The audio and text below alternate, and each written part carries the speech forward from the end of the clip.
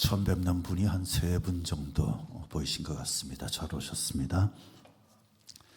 우리 좌우에 계신 분들에게, 앞뒤에 계신 분들에게 함께여서 감사합니다 하는 인사를 한번 했으면 좋겠습니다.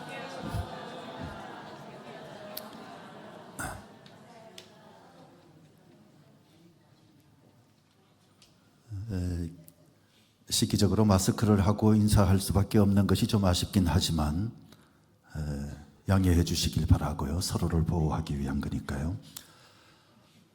2장에서 유대인과 이방인들 그리스도 안에서 하나됨에 대해서 설교했던 바울, 그리스도의 샬롬, 화평을 강조하기도 했었는데 3장을 접속사 이름으로 라고 하는 결론적 어구로 시작합니다. 1절 말씀을 보시면 이름으로 그리스도 예수의 일로 너희 이방인을 위하여 갇힌 자 된 나 바울이 말하거니와. 이제 사도 바울은 조금 더 나아가서 유대인과 이방인이 이 그리스도 안에서 하나가 되는 이게 하나님의 비밀이라고, 비밀이었고 이제 구체적으로 비밀을 실현해 나가는 것이라고 그렇게 설명을 합니다. 6절 말씀을 보시면 이는 이방인들이 복음으로 말미암아 그리스도 예수 안에서 함께 상속자가 되고 함께 지체가 되고 함께 약속에 참여하는 자가 됨이라. 오늘 에베소서 12번째 시간, 비밀은 그리스도 안에서의 연합이라고 하는 제목으로 말씀을 나눕니다. 은혜 되시기 바랍니다. 첫째는 비밀, 여기에 대해서 좀 보는데 약하고 보잘것없는 깨진 질그릇, 태어날 때부터 중증 내승마비 환자, 의사의 부주의로 말미암아 집게로 잘못 건드려서 손해를 다쳐서 울지도 못하고 몸도 가누지 못한 채 태어난 아이, 마치 여물지 못한 계란처럼 이 머리 만지면 물컹물컹한 그런 모습이어서 차마 만질 수조차 없었던 아이, 부모는 너무 가난해서 뇌성마비로 태어난 아기에게 아무것도 해줄 수 없는 처지였다고 합니다. 병든 아빠, 몸이 약해 아기에게 젖도 먹이지 못하고 우유도 사 먹이지 못하는 엄마, 쌀가루 끓인 물로 억지로 생명을 유지하게 했던 아이, 그 아이가 바로 유명한 송명희 시인입니다. 사진으로 여러분들이 보시면 기억나는 분들이 계실지 모르겠는데요. 어린 시절에 대해서 송명희 시인이 이렇게 말합니다. 7살까지 누워만 있다가 엎이면 머리가 등 뒤로 꼬부라지고 허리가 빠지고 목이 꺾일 듯한 고통을 느꼈다. 어머니는 나를 업고 은사 집회에 가서 온몸이 멍이 들 정도로 안찰 기도를 수도 없이 받았고, 침 맞는 곳에 가서 머리와 팔다리에 수없이 침을 꽂아 나는 자지러지게 울었다. 10살이 되면서 하나님과 엄마를 원망하기 시작했다. 집도 싫고 세상도 싫고 하나님도 싫었다.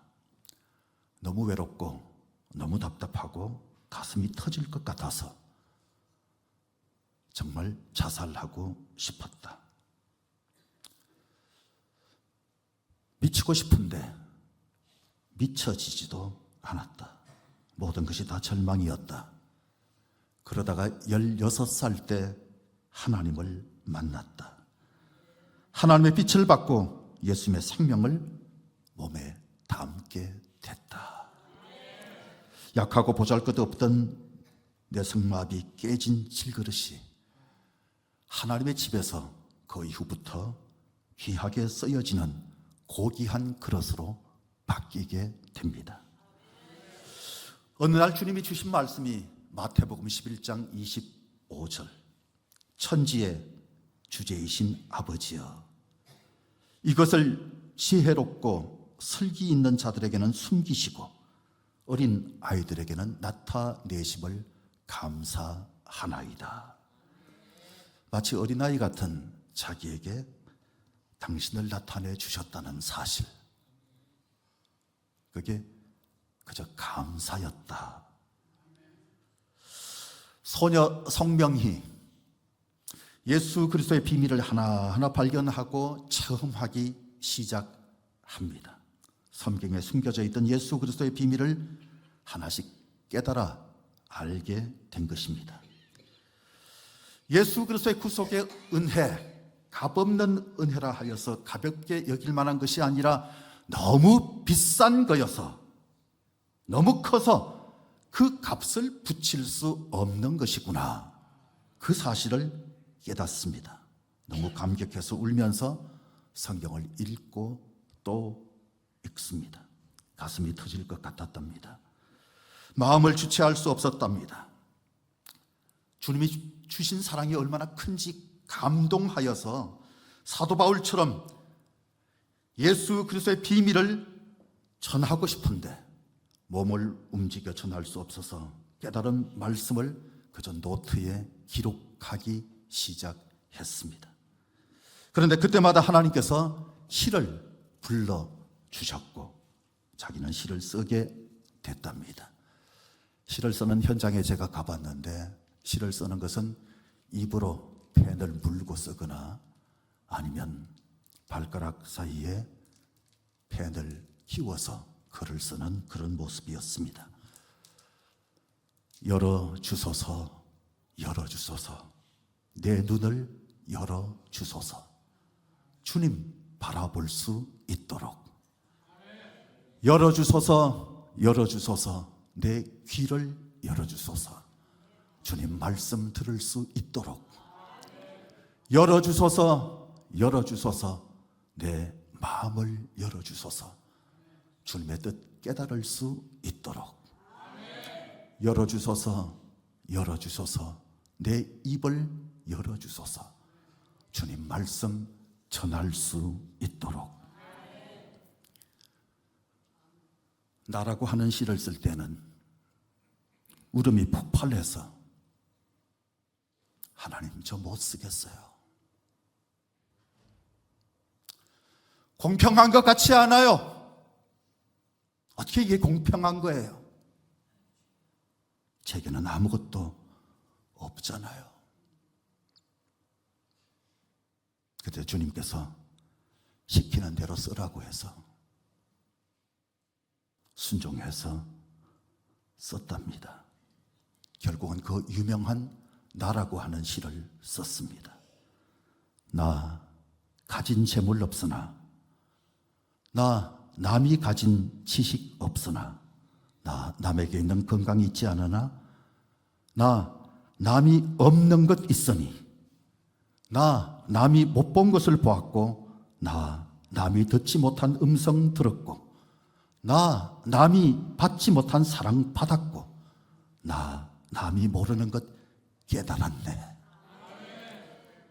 공평하신 하나님이 나 남이 가진 것 나 없지만, 공평하신 하나님이 나 남이 없는 것 갖게 하셨네. 그저 골방에 갇혀 있는 듯한 그런 모습으로 지내던 소녀가 주님을 증거하는 반짝이는 별이 됩니다. 1986년 극동방송 부사장께서 그 집에 찾아가셔서 미국의 좋은 병원을 연결해 줄 테니까 극동방송에다 다 맡기고 가서 치료를 받고 오면 어떻겠느냐라고 제안을 했을 때 가슴이 뛰고 혀가 떨렸지만 기도해 보겠습니다. 그리고 기도하고 난 다음에 하는 말이, 나는 이대로가 좋아요. 주님이 만들어 놓으신 이대로 그냥 살래요. 그러다가 단 한 권의 시집으로 세상에 등장하게 됐던 1985년 5월부터 40년 동안 지금 딱 40년째 되는 해잖아요. 40년 동안 1600차례 집회를 다녔습니다. 1600차례. 주님을 증거했어요. 그 1600번 중에 한 번이 제가 준비했던 건데, 작은 자의 밤이라고 하는 제목을 붙이고 송명희, 채덕신, 주로 송명희 시인의 시를 채덕신 씨가 많이 곡으로 만들었습니다. 그래서 지역에서 가장 큰 감리교회 예배당을 빌려서 예배당과 어울리지 않게 작은 자의 밤이라고 제목을 붙이고 집회를 하게 됐는데, 그때 송명희 시인의 집에 방문했을 때 잠깐 기도하고 눈을 뜬 사이에, 뜨자마자 이렇게 기어서, 온몸으로 기어서 저에게 다가와가지고 저를 이러고 쳐다보고 있어요. 그리고 악수를 하자고 손을 내밀더라고요. 그 순간에 제가 무서웠어요. 그리고 손을 잡았는데 완전히 문어를 만진 느낌? 너무 물컹거렸어요. 너무 물컹거렸어요. 그 몸으로 환영한다고 와서 몸을 몇 번씩 흔들고 비틀면서 오셔서 감사합니다. 그렇게 하던 모습은 잊을 수가 없습니다. 집회를 다니는 송명희 시인, 너무 힘들고 너무 가기 싫을 때도 많이 있었는데, 너는 가서 내 몸만 보이면 돼. 그게 주님의 음성. 너는 가서 너 몸만 보이면 돼. 그래서 실제로 가서 아무 말도 하지 않고 몸만 보이는 그런 집회도 있었다고 합니다. 수많은 장애인들을 찾아다녔고, 교도소도 많이 갔고, 소년원도 많이 찾아갔고, 큰 교회, 작은 교회, 미국, 일본, 대만, 유럽 곳곳을 찾아가서 주님을 증거했습니다. 자기에게 보여주고 나타나신 그리스도, 그 그리스도가 너무도 감사해서, 온몸이 전혀 자기 마음대로 가눌 수 없는 그런 몸이지만 하나님의 사랑을 깨닫고 그게 너무너무 감사해서 그리스도의 비밀을 온몸으로 전하는 그런 삶을 살게 된 겁니다. 목도 가누지 못하면서 힘겹게 더듬거리며, 내가 이런 몸이 아니었으면 여기 오지 않았을 겁니다. 그 이름의 비밀은 그 이름 안에 들어가야만 알 수 있습니다. 그 이름 안에 내가 있고, 내가 그 이름 안에 있어야 합니다. 온몸으로 그렇게 증거합니다.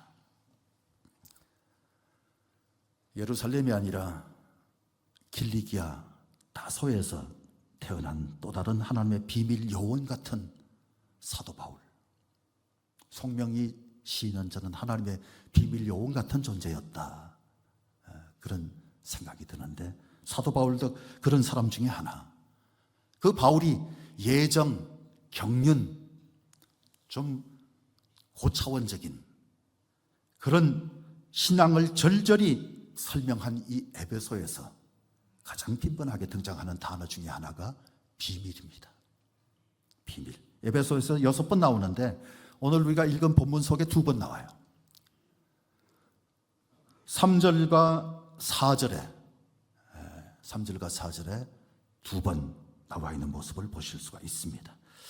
2절에 나와 있는 경륜, 그리고 3절에 계시, 4절에 깨닫다, 알다, 이 단어들도 전부 다 비밀과 관련된 단어들입니다. 헬라어로 비밀이라고 하는 것은 미스테리온 그렇게 발음을 하는데, 여기에서 이제 파생된 단어가 영어의 미스테리라고 하는 단어, 전에도 말씀을 드렸습니다. 성령이 자매를 들어 쓰시는 그 모습에서도 드러나지만 비밀의 정체가 있어요. 비밀의 정체. 이 비밀의 정체는 1장 10절에서 소개가 되어 있습니다.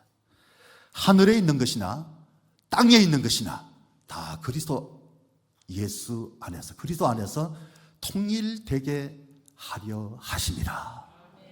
예수 안에서 하나 되게 하는 것, 예수 안에서 연합하게 하는 것, 이게 바로 비밀의 목표. 하나 되게 하는 것.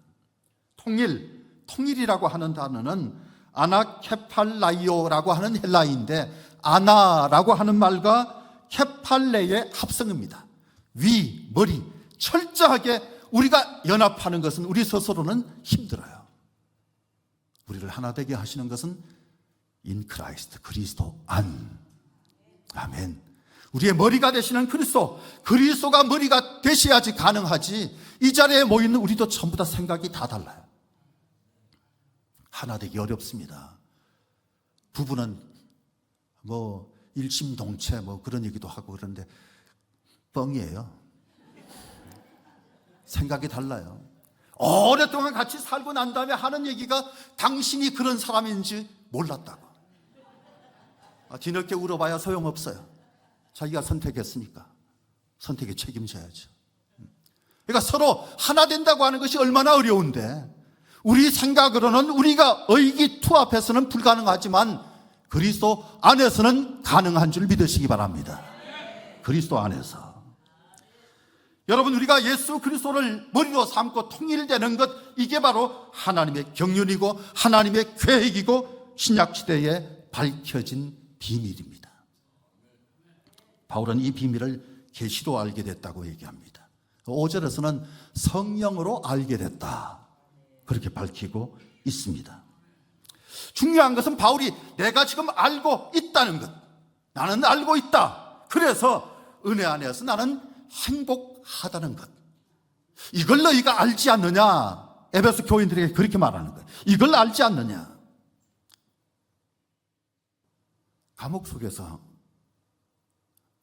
기쁨으로 가득 차 있는 사람, 감옥 속에서 하나된 그 모습을 생각해 보면서 행복감을 느끼는 사람, 이거 쉬운 일이 아니죠. 바울인들 감옥이 왜 힘들지 않았겠습니까? 이런 말이 있습니다. 왜 사는지를 아는 사람은 어떤 고난도 이겨낼 수 있다. 왜 사는지를 아는 사람은 어떤 고난도 이길 수 있다. 아까하고 같으네요. 왜 사는지를 아는 사람은 어떤 고난도 이길 수 있다. 네, 고맙습니다. 누가 한 말인지 아세요? 신은 죽었다고 말했던 니체가 한 말입니다. 참 멋있는 말인데 니체가 그런 말을 했어요. 내가 당하고 있는 고통의 의미를 안다면 버틸 수 있다는 것. 좋은 예가 있는데, 삶의 의미를 찾아서라고 하는 책을 쓴 빅터 프랭클이라고 하는 사람, 빅터 프랭클 정신심리학자입니다. 우리가 이미 아는 사람인데, 유태인으로서 2차 세계대전 때 아우슈비츠 포로 수용소까지 잡혀갔다가 살아 돌아온 사람. 아우슈비츠에 가봤더니 거기는 참 갔다 왔다는 게 아마 평생 잊을 수 없는 악몽일 것 같아요. 너무 끔찍한 곳이에요. 들어가는 순간부터 분위기가 너무 엄산하고, 들어가서 눈에 보이는 것들마다 얼마나 충격적인지 모르는 그런 곳. 죽음의 어두운 그림자가 지금도 뒤덮고 있는 것 같은 그런 아우슈비츠에 갔다가 살아서 돌아온 사람. 여러분, 죽을 뻔한 고비를 맞습니다만, 위기를 당합니다만, 아무리 환경이 열악해도 삶의 의미를 분명하게 알고 있는 사람은 쉽게 죽지 않는다는 것을 깨달았다고 말하는 사람. 삶의 의미를 아는 사람은 쉽게 죽지 않더라 그랬습니다. 그래서 모두가 다 벌벌 떨고 언제 깨서 실로 잡혀가게 될 건가, 그것 때문에 두려움에 사로잡혀 있을 때 이 빅터 프랭클은 날마다 깨진 유리 조각 가지고 면도를 합니다. 피도 많이 흘렸겠죠. 근데 전혀 면도하지 않은 다른 사람들에 비해서 사람이 깨끗하잖아요. 깨끗하잖아요. 빵 한 조각 보다가 면도하는 것을 더 소중하게 생각하면서 지냈답니다. 삶의 의미, 대단한 것을 말하는 것이 아닙니다. 그가 가지고 있던 삶의 의미, 그건 그저 살아서 가족을 보는 것, 내가 가정에 이르러서 가족들을 돌보겠다고 하는 희망을 갖는 것. 빅터 프랭클에게는 쓰다가만 원고를 끝까지 완성하고 싶다고 하는 거기에 의미를 두고 사는 사람. 그에게 고통은 존재 의미를 찾게 하는 자극일 뿐이었답니다. 존재 의미를 찾게 하는 자극. 삶의 의미를 찾는 것, 내 삶에서 무엇을 기대하느냐, 그걸 말하는 것만은 아닙니다. 먼저 모든 것에는 이유가 있다라고 생각하는 게 중요합니다. 모든 것에는 다 이유가 있습니다. 오리 다리 짧다고 해가지고 거기 가서 늘려주면 안 됩니다. 학다리 너무 길다고 꺾어놓으면 안 되는 거잖아요. 짧으면 짧은 대로, 길면 긴 대로 다 그 속에서 의미를 찾고 살아가야 되는 것. 제 아내가 가끔씩 그 얘기를 해요. 5cm만 더 컸다면 팔자가 달라지는 건데 지금 팔자가 어떻다는 얘기인지는 잘 모르겠어요. 우리는 삶 자체에서 언제나 의미를 찾고 그 삶 속에서 내가 어떤 모습으로 살아야 할 것인가를 생각하면서 사는 것이 중요하겠죠. 이제 그리스도 안에서 중요한 비밀이 밝혀졌습니다. 그게 바로 그리스도 안에서의 연합. 우리가 마치 하나 된 것 같이 보이지만 교회 가족이라고 말하고는 있지만 어떤 데 보면 다 남이요. 하나 된 것 같지가 않아. 모래알 같아. 그런 생각이 들 때도 있는 거잖아요. 정말로 이게 그리스도께서 중요한 비밀로 여기고 바울 사도가 그 일을 위해서 온몸을 던질 만큼 가치 있는 것이라고 한다면 우리가 보다 그리스도 안에서 하나 될 수 있기를 바랍니다. 바울은 지금 에베소 교회 안에서 실현되고 있는 이 비밀, 이게 너무 보기에 좋은 거예요. 너무 기쁜 거예요. 자기는 감옥 속에서 있지만 지금 이 작은 공동체 안에서 유대인과 이방인들이 하나가 되는 그 모습이 발전해서 저 로마 제국을 점령하고 중세기를 거쳐서 오늘날에는 전 세계로 확장된 하나님의 비밀, 완성되기까지 계속해서 비밀의 완성을 향해서 달려가는 것, 우리가 추구해야 되는 것, 그게 바로 모두가 그리스도 안에서 연합하는 것. 유대인과 이방인들이 하나 되어서 그 안에서 아름다운 공동체를 구성할 뿐만 아니라 눈을 세상을 향해서 뜨고 나오지 않는 가족들을 향해서 뜨고 보다 더 확장시켜 나가는 것, 그게 주님의 기대가 아니겠습니까? 교회 안에서 그 어떤 차별도 있어서는 안 될 것이고요, 교회 안에서 어떤 분리도 다 뛰어넘는 연합, 이게 이루어져야 할 것입니다. 교회는 진짜 가족이 되어야 합니다. 미국이든 중국이든 일본이든 베트남이든 태국이든 캄보디아든 민족, 종족, 국경을 넘어서 그리스도 안에서 연합하는 것, 이게 하나님의 뜻입니다. 이게 하나님의 뜻입니다. 이게 하나님의 계획이기도 합니다. 많은 외국 분들이 한국 들어오는 모습을 바라보면서 여기에 한국의 미래가 있다라고 생각했으면 좋겠어요. 안 그러면 앞으로 한국은요, 사람이 너무 없는 그런 한반도가 될 가능성이 있는데, 외국 분들이 많이 들어와서 지내면 그게 한국의 미래가 될 수 있는 것. 어쩔 수 없어요. 안 그러면 지금이라도 생산에 힘쓰시기 바랍니다. 두 번째는 계시. 3절 말씀에 곧 계시로 내게 비밀을 알게 하신 것은 내가 먼저 간단히 기록함과 같으니. 바울이 그리스도의 비밀을 뭘로 알았다 그랬죠? 계시. 그리고 성령으로. 계시는 아포칼립시스라고 하는 말인데, 수건을 걷어내면 그 밑에 감추어져 있던 것이 드러나잖아요. 그게 바로 계시입니다. 하나님이 당신을 보여주시는 거예요. 갈라디아서에도 이제 같은 말씀이 나오는데 1장 12절에 이는 내가 사람에게서 받은 것도 아니요 배운 것도 아니요 오직 예수 그리스도의 계시로 말미암은 것이라. 누구에게 배운 것이 아니라는 거예요.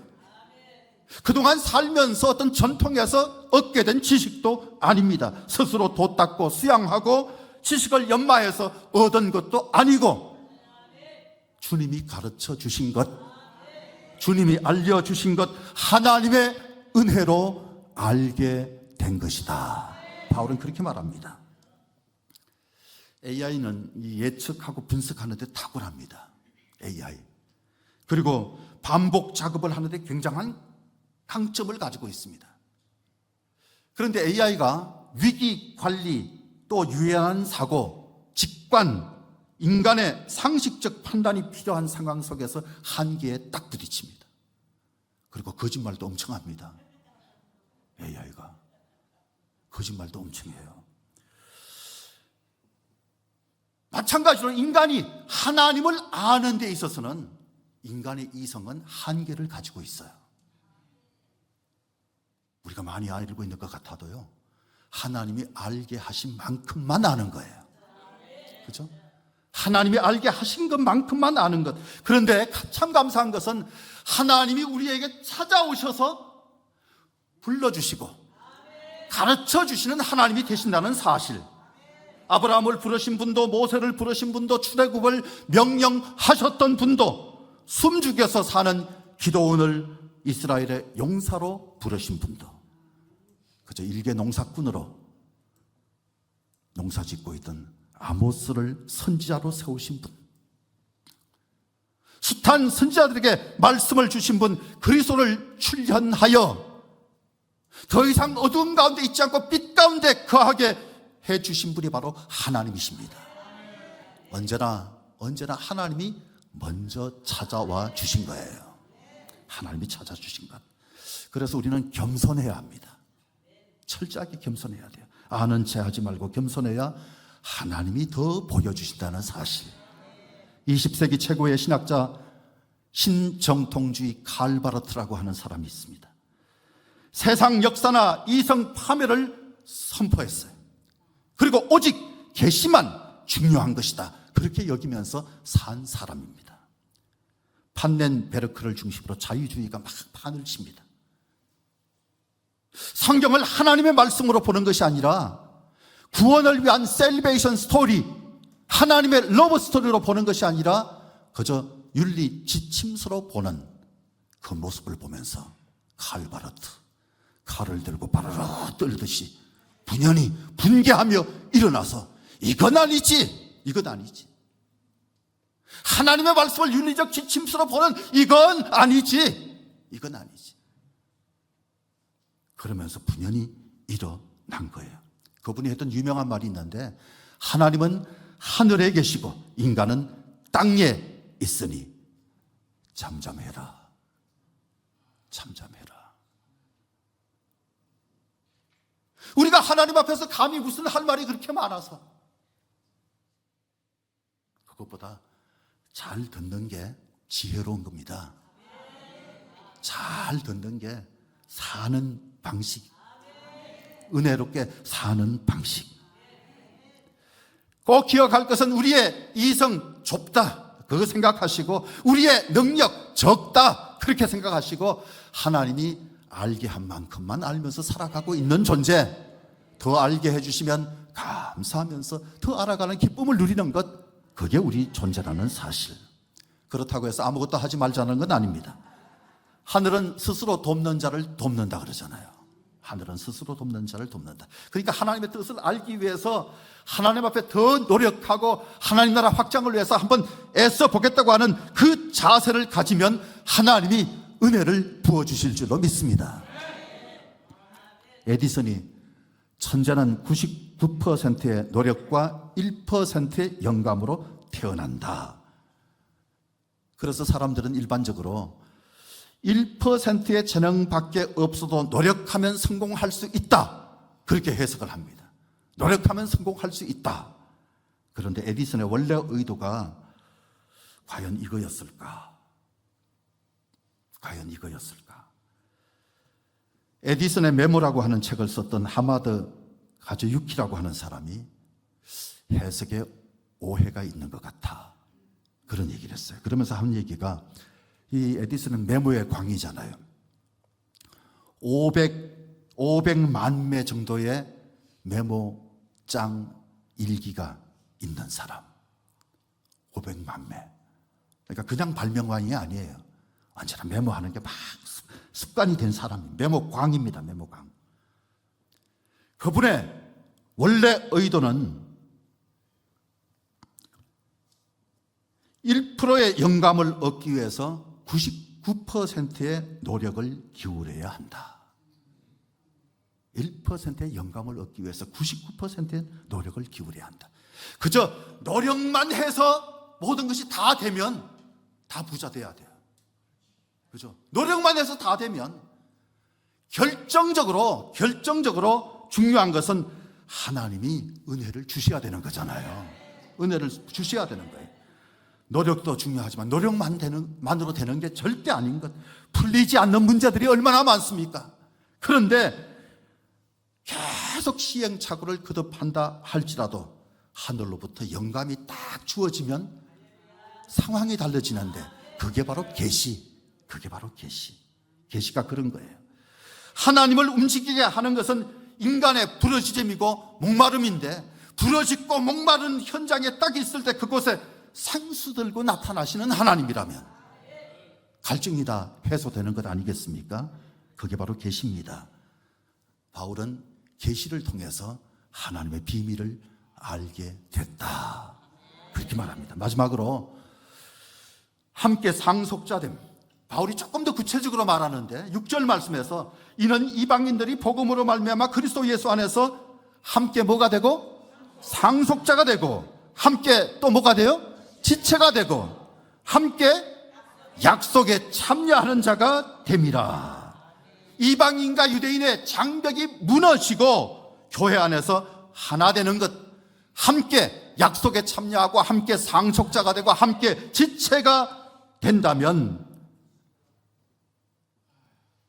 얼마나 아름다울까. 그거 생각하면서 함께를 연발하는 바울, 함께를 반복하는 바울, 이게 통일이고 하나님의 경륜의 실현이고 곧 그리스도 예수 안에서 이루어질 밝혀진 비밀이라고 하는 사실. 반드시 우리는 그리스도 안에서 하나 되어야만 할 사람들, 반드시 이 안에서 하나 될 뿐만 아니라 저 밖에도 손을 내밀어야 할 사람들.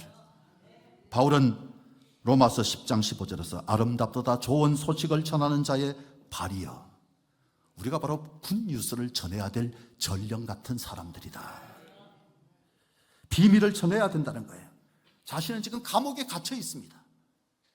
그 감옥에 갇혀 있지만 누군가 나를 모함해서 갇혔다고 말하지 않습니다. 실수해서 갇혔다 뭐 이런 얘기를 전혀 하지 않습니다. 너무 여러 차례 감옥에 갇혔기 때문에 일상화돼서 그저 잘 적응하고 있는 걸까요? 1절 말씀을 보면 그리스도 예수의 일로 너희 이방인을 위하여 갇힌 자 된 나 바울은, 그죠? 그리스도의 일로 인하여서 이방인을 위하여 갇혀 있다고 하는 분명한 삶의 가치, 삶의 중심, 이게 좀 다른 모습 아닙니까? 다르잖아요. 사나 죽으나 그리스도가 존귀하게 되는 것, 그게 삶의 목적인 사람.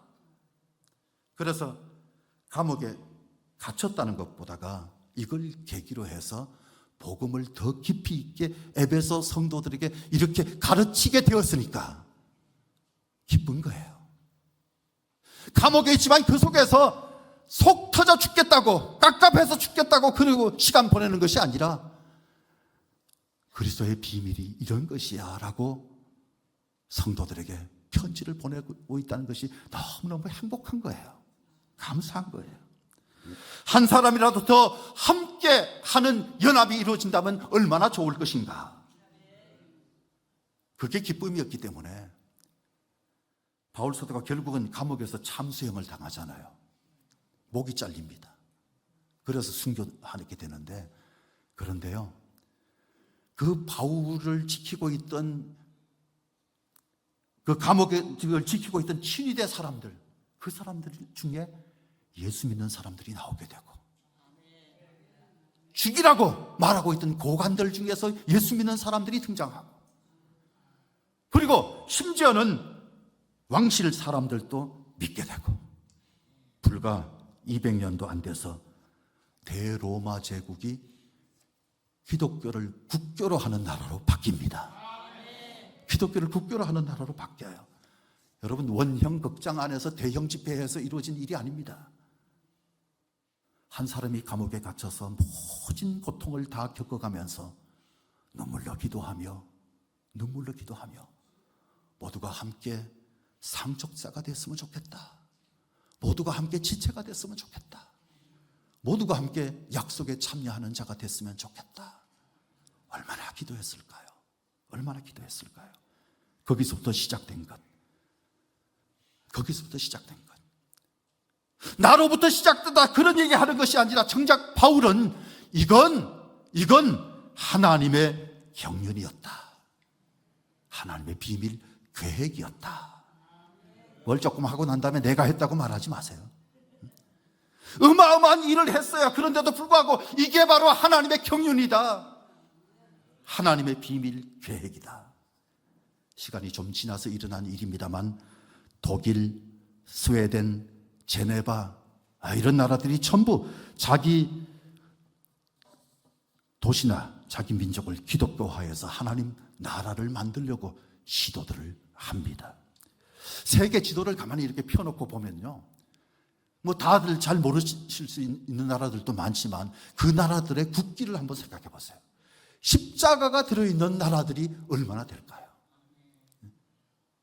몇 나라의 국기들을 좀 보여드리는데, 스위스, 또 스웨덴, 덴마크, 노르웨이, 핀란드, 아이슬란드, 저게 이제 극적인 효과를 보여주는 거예요. 도미니카, 그리고 조지아, 영국, 그리스, 뭐 이런 나라들이 다 십자가가 들어있는 거잖아요. 그죠? 십자가가 들어있어요. 얼마나 감사한지 몰라요. 하나님 나라가 되겠다고 작정들 한 거예요. 자, 그렇다고 기독교가 대한민국에, 우리가 기독교 국가로 그렇게 좀 바뀌었으면 좋겠다. 아니요, 저는 안 그랬으면 좋겠어요. 기독교가 국교가 되는 것은 반대예요. 기독교가 국교인 나라 중에 선교하는 나라가 없어요. 독일이 선교사들을 막 보냅니까? 스위스가 선교사들을 보낸 거 보셨어요? 선교를 안 해요. 그래서 기독교가 국교되는 것에는 반대지만 민족 복음화에는 우리가 관심을 가져야 합니다. 한 사람이라도 더 예수 믿게 하는 것에는 적극적이어야 합니다. 그리스도의 탑 시크릿을 알고 있는 사람으로서의 자부심, 그리고 무게감을 가지고 뛰어야 할 사람들, 우린 뛰어야 할 사람들, 우린 사람들에게 그리스도를 알아야 한다고, 그리스도가 우리를 살게 한다고, 함께 지체가 됩시다. 함께 상속자가 됩시다. 함께 약속에 참여하는 자가 됩시다. 외치는 그 삶을 잘 살아가는 믿음의 사람들이 되시기를 주의 이름으로 축복합니다. 기도하겠습니다.